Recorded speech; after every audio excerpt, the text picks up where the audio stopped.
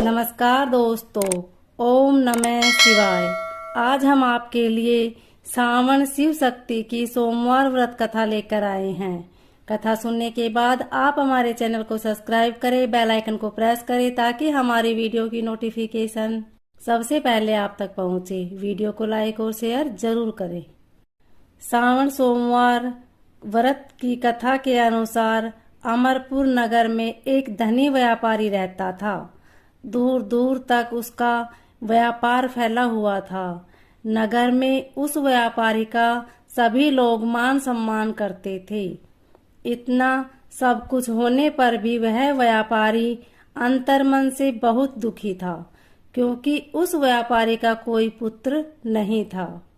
वह दिन रात उसे एक ही चिंता सताती रहती थी। उसकी मृत्यु के बाद उसके इतने बड़े व्यापार को और धन संपत्ति को कौन संभालेगा। पुत्र पाने की इच्छा से वह व्यापारी प्रति सोमवार भगवान शिव की व्रत पूजा किया करता था। सायकाल को व्यापारी शिव मंदिर में जाकर भगवान शिव के सामने घी का दीपक जलाया करता था।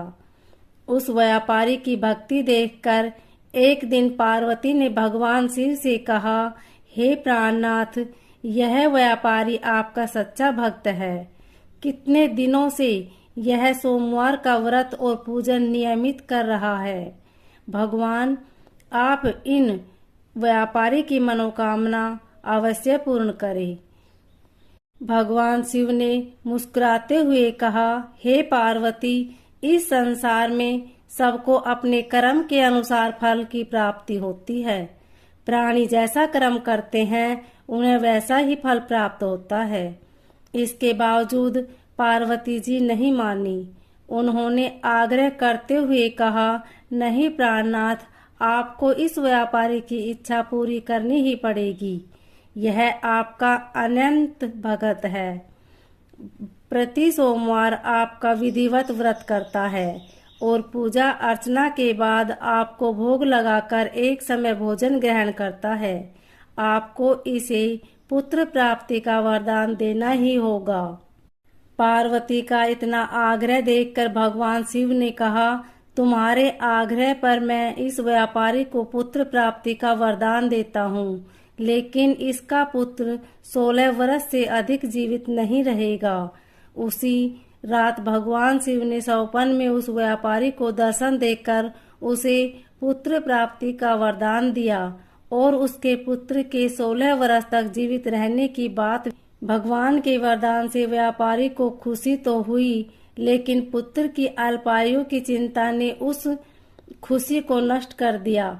व्यापारी पहले की तरह सोमवार का विधिवत व्रत करता रहा। कुछ महीने पश्चात उसके घर अति सुंदर पुत्र उत्पन्न हुआ। पुत्र जन्म से व्यापारी के घर में खुशियां भर गई। बहुत धूमधाम से पुत्र जन्म का समारोह मनाया गया। व्यापारी को पुत्र जन्म की अधिक खुशी नहीं हुई, क्योंकि उसे पुत्र की अल्पायु के रहस्य का पता था। यह रहस्य घर में किसी को नहीं मालूम था। विद्वान ब्राह्मणों ने उस पुत्र का नाम अमर रखा। जब अमर 12 वर्ष का हुआ तो शिक्षा के लिए उसे वाराणसी भेजने का निश्चय हुआ। व्यापारी ने अमर के मामा दीपचंद को बुलाया और कहा कि अमर को शिक्षा प्राप्त कराने के लिए वाराणसी छोड़ आओ। अमर अपने मामा के साथ शिक्षा प्राप्त करने के लिए चल दिया। रास्ते में जहाँ भी अमर और दीपचंद रात्रि विश्राम के लिए ठहरते, वही यज्ञ करते और ब्राह्मणों को भोजन कराते थे। लंबी यात्रा के बाद अमर और दीपचंद एक नगर में पहुँचे। उस नगर के राजा की कन्या के विवाह की खुशी में पूरे नगर को सजाया गया। निश्चित समय पर बारात आ गई, लेकिन वर का पिता अपने बेटे के एक आंख से काना होने के कारण बहुत चिंतित था। उसे इस बात का भय सता रहा था कि राजा को इस बात का पता चलने पर कहीं वह विवाह से इनकार न कर दे, इससे उनकी बदनामी होगी। वर के पिता ने अमर को देखा तो उसके मस्तिष्क में एक विचार आया। उसने सोचा क्यों न इस लड़के को दूल्हा बनाकर राजकुमारी से विवाह करा दूं। विवाह के बाद इसको धन देकर विदा कर दूंगा और राजकुमारी को अपने नगर में ले जाऊंगा। वर के पिता ने इसी संबंध में अमर और दीपचंद से बात की। दीपचंद ने धन मिलाने के लालच में वर के पिता की बात स्वीकार कर ली। अमर को दूल्हे के वस्त्र पहनाकर राजकुमारी चंद्रिका से विवाह कर दिया गया। राजा ने बहुत सा धन देकर राजकुमारी को विदा किया। अमर जब लौट रहा था तो सच नहीं छिपा सका और उसने राजकुमारी की ओढ़नी पर लिख दिया, राजकुमारी चंद्रिका, तुम्हारा विवाह तो मेरे साथ हुआ था। मैं तो वाराणसी में शिक्षा प्राप्त करने जा रहा हूँ। अब तुम्हें जिस नवयुवक की पत्नी बनना पड़ेगा वह कान्हा है। जब राजकुमारी ने अपनी ओढ़नी पर लिखा हुआ पढ़ा तो उसने काने लड़के के साथ जाने से इनकार कर दिया। राजा ने सब बातें जानकर राजकुमारी को महल में रख लिया। उधर अमर अपने मामा दीपचंद के साथ वाराणसी पहुंच गया। अमर ने गुरुकुल में पढ़ना शुरू कर दिया। जब अमर की आयु 16 वर्ष पूरी हुई तो उसने एक यज्ञ किया। यज्ञ की समाप्ति पर ब्राह्मणों को भोजन कराया और खूब अन्न वस्त्र दान किए। रात में अमर अपने शयन कक्ष में सो गया। शिव के वरदान के अनुसार शयन अवस्था में ही पखेरु उड़ गए। सूर्योदय पर मामा अमर को मृत देखकर रोने पीटने लगा। आसपास के लोग भी अमर होकर दुख एकत्र होकर दुख प्रकट करने लगे। मामा के रोने विलाप करने के स्वर समीप से गुजरते हुए भगवान शिव और माता पार्वती ने भी सुने। पार्वती जी ने भगवान से कहा, प्राणनाथ, मुझसे इसके रोने के स्वर सहन नहीं हो रहे। आप इस व्यक्ति के कष्ट अवश्य दूर करें।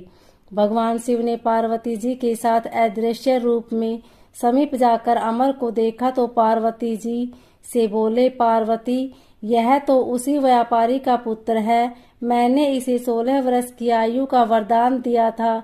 इसकी आयु तो पूरी हो गई। पार्वती जी ने फिर भगवान शिव से निवेदन किया कि हे प्राणनाथ, आप इस लड़के को जीवित करें, नहीं तो इसके माता पिता पुत्र की मृत्यु के कारण रो रो कर अपने प्राण त्याग देंगे। इस लड़के का पिता तो आपका परम भक्त है। वर्षों से सोमवार का व्रत करते हुए आपको भोग लगा रहा है। पार्वती के आग्रह करने पर भगवान शिव ने उस लड़के को जीवित होने का वरदान दिया और कुछ ही पल में वह जीवित होकर उठ बैठा। शिक्षा समाप्त करके अमर मामा के साथ अपने नगर की ओर चल दिया। दोनों चलते हुए उसी नगर में पहुंचे जहां अमर का विवाह हुआ था। उस नगर में भी अमर ने यज्ञ का आयोजन किया। समीप से गुजरते हुए नगर के राजा ने यज्ञ का आयोजन रखा। राजा ने अमर को तुरंत पहचान लिया। यज्ञ समाप्त होने पर राजा अमर और उसके मामा को महल में ले गया और कुछ दिन उन्हें महल में रखकर बहुत सा धन वस्त्र देकर राजकुमारी के साथ विदा किया। रास्ते में सुरक्षा के लिए राजा ने बहुत से सैनिकों को भी साथ भेजा। दीपचंद ने नगर में पहुंचते ही एक दूत को घर भेजकर अपने आगमन की सूचना भेजी। अपने बेटे अमर के जीवित वापस लौटने की सूचना से व्यापारी बहुत प्रसन्न हुआ। व्यापारी ने अपनी पत्नी के साथ स्वयं को एक कमरे में बंद कर रखा था। भूखे प्यासे रहकर व्यापारी और उसकी पत्नी बेटे की प्रतीक्षा कर रहे थे।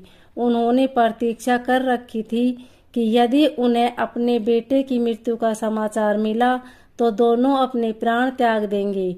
व्यापारी अपनी पत्नी और मित्रों के साथ नगर के द्वार पर पहुंचा। अपने बेटे के विवाह का समाचार सुनकर पुत्र वधू राजकुमारी चंद्रिका को देखकर उनकी खुशी का ठिकाना न रहा। उसी रात भगवान शिव ने व्यापारी के सपन में आकर कहा, हे श्रेष्ठी, मैंने तेरे सोमवार की व्रत करने और व्रत कथा सुनने से प्रसन्न होकर तेरे पुत्र को लंबी आयु प्रदान की है। व्यापारी बहुत प्रसन्न हुआ। सोमवार का व्रत करने से व्यापारी के घर में खुशियां लौट आई। शास्त्रों में लिखा है कि जो स्त्री पुरुष सोमवार का विधिवत व्रत करते हैं और व्रत कथा सुनते हैं, उनकी सभी इच्छाएं पूरी होती है। ओम